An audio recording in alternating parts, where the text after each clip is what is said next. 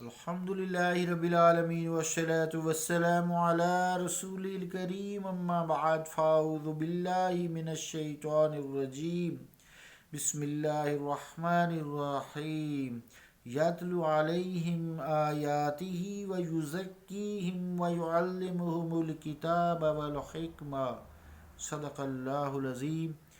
عزیزان گرامی قدر، السلام علیکم ورحمۃ اللہ وبرکاتہ۔ آیت کریمہ جو میں نے تلاوت کی ہے اس کا پہلے ترجمہ سماعت فرما لیں۔ آپ صلی اللہ علیہ وسلم ان پر قرآن کی آیات تلاوت کرتے ہیں، وَيُزَكِّيهِمْ اور انہیں پاک کرتے ہیں، وَيُعَلِّمُهُمُ الْكِتَابَ اور انہیں کتاب کا علم سکھاتے ہیں، والحکمہ اور دانائی یعنی احادیث مبارکہ کا علم بھی سکھاتے ہیں۔ اللہ کا قول سچا ہے جو بڑی عظمت والا ہے۔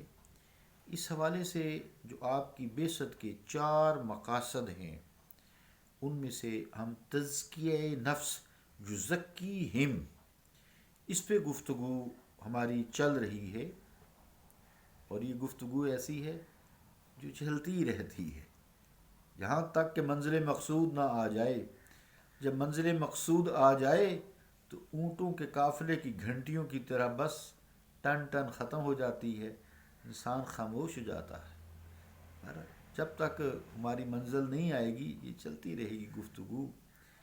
تو چونکہ جو اصطلاح تصوف ہے جو یزکیہم سے منسوب کیا گیا ہے مشکل ہے، اس کے مطالب معانی انتہائی نازک ہیں، لطیف ہیں، باریک ہیں، دقیق ہیں، عمیق ہیں۔ تو جب یہ کیفیت پیدا ہو جائے تو پھر جب انسان اس ٹاپک کو بیان کرے گا دوسروں کو سمجھانے کے لیے تو اس کے لیے ایک عجیب قسم کا الجھاؤ، ٹینشن کریٹ ہو جاتی ہے، کیونکہ معانی کا پیچھے ہجوم ہے، آگے الفاظ نہیں ہے۔ معانی ہجوم ہے پیچھے، الفاظ ہیں نہیں پیچھے، کیا کریں؟ الفاظ ہی کھو جاتے ہیں۔ جیسے کوئی ہجوم ہو نا تو اس میں کوئی چیز کھو جاتی ہے، بچہ ہے بندہ کھو جاتا ہے، اتنے بندے ہیں جیسے حج میں بندے کھو جاتے ہیں۔ تو یہ سمجھ لیں اس مثال سے حج والی کہ پیچھے معانی تو بہت زیادہ ہے، معانی کا ہجوم ہے لیکن الفاظ ہیں ہی نہیں، جو تھوڑے بہت ہیں وہ اس ہجوم میں کھو گئے معانی میں۔ لہٰذا ان کو اس ہجوم میں سے تلاش کرنا، پھر اس کو آسان پیرائے میں بیان کرنا، اس کو آسان الفاظ کا جامہ پہنانا تاکہ دوسروں کے جب گوشے گزار کیے جائیں تو اس کو وہ سمجھ پائیں اور عمل کی دنیا میں لائیں، انتہائی ٹو مچ ڈیفیکلٹ، بہت مشکل ہو جاتا ہے۔ پھر معانی کی مثال سمجھانے کے لیے سواروں کی سی ہے، معانی کی مثال سواروں کی ہے اور الفاظ سواریوں کی حیثیت رکھتے ہیں۔ جہاں سوار اور سواریاں دونوں موجود ہوں وہاں تو چلو کام چل جاتا ہے، یہ سواری ہے، 300 سوار ہیں، 300 سواری ہیں، کام چل گیا۔ لیکن اب کیا کیا جائے کہ کائنات میں جو معانی ہیں وہ تو بے شمار ہیں، لامحدود ہیں، جن کی حد ہی نہیں ہے، اور الفاظ تھوڑے سے ہیں، بالکل تھوڑے سے ہیں۔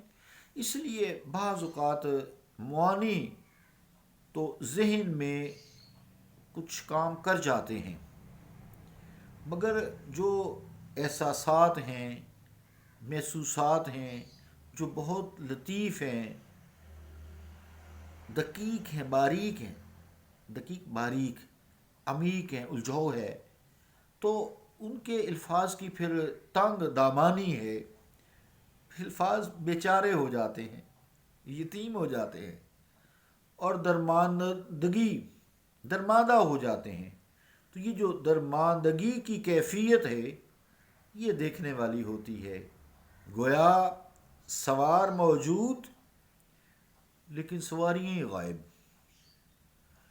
تصوف کے اکثر معانی و مطالب ایسے ہیں جن کے بیان کے لیے ابھی تک الفاظ ہی وضع نہیں ہوئے، اس لیے یزکیہم کا جو ٹاپک ہے یہ کرنا ہے، اس کا جو طریقہ کار، جیسے آج کل نفس ہمارا چل رہا ہے، لا الہ الا اللہ پڑھنا ہے، پھر یہ جو دل کے اندر توحید کا پودا لگتا ہے اور گناہوں سے بچنے کی جو سی ڈی فٹ ہوتی ہے، یہ کمال کی ہوتی ہے۔ یہ بندہ اب بیان نہیں کر سکتا اس سے آگے، بس گناہوں سے بچنے کی ایک اندر کیفیت پیدا ہو جاتی ہے کہ جب انسان پہ گناہ شیطان پیش کرتا ہے تو وہ بچ جاتا ہے، اللہ رب العالمین اس کو بچا لیتا ہے کیونکہ اس نے تیاری کی ہوئی ہے۔ اس لیے الفاظ دیکھنا، مجھے بھی نہیں ملے الفاظ، میں اس کو کن الفاظ میں بیان کروں؟ تو وہ مصرع ہے، بسیار شیوا است بطارا کے نام نیست، لہذا صوفیہ اعظام کو مسائل تصوف کی بعض مخصوص کیفیات ہوتی ہیں، ان کو الفاظ کے قالب میں ڈھالنا، بیان کرنا، ان کو الفاظ زبان پر لانا، الفاظ کو جامہ پہنانا، ان کو لباس دینا، الفاظ کو ڈھالنا، پھر بیان کرنا، زبان سے ادا کرنا، خاصی دشواری محسوس ہوتی ہے، اس لیے کہ یہ کائنات کا لطیف ترین موضوع ہے۔ یزکیہم جو ہے یہ لطیف ترین موضوع ہے، اس لیے علامہ اقبال نے بھی شاید یہی کہا، نگاہ مرد مومن سے بدل جاتی ہیں تقدیریں۔ چلو دیکھا، پاکیزہ نگاہ سے دیکھا، تقوی کی نگاہ سے دیکھا، اگلے کی تقدیر ہی بدل گئی، آنکھ سے آنکھ ملی، تقدیر ہی بدل گئی۔ یعنی کہ دیکھو یہ ایک الگ سلسلہ ہے، اب اس کو بھی آگے بیان نہیں کیا جا سکتا بھئی یہ کیا سلسلہ ہے۔ بہرحال اگر مشکل جو ہے، مشکل الفاظ ہوں، مشکل معنی ہوں، مشکل مفہوم ہو، جسے کہتے ہیں نا گنجلک، یا جسے پنجابی گنجل پڑے ہوں، گنجل الجھاؤ پیدا ہوا ہو اور انداز میں بھی بیان ہو، تو اگر ہو جائے تو بڑا غنیمت ہے، چہ جائے کہ آسان اور سلیس زبان اختیار کی جائے۔ بہرحال مشکل مسائل کے لیے آسان پیرایا اظہار کرنا، اس کو آسان سے پیرا میں اظہار کرنا، پھر اس کو الفاظ دے کر پھر دوسروں تک پہنچانا ایک کٹھن کام ہے۔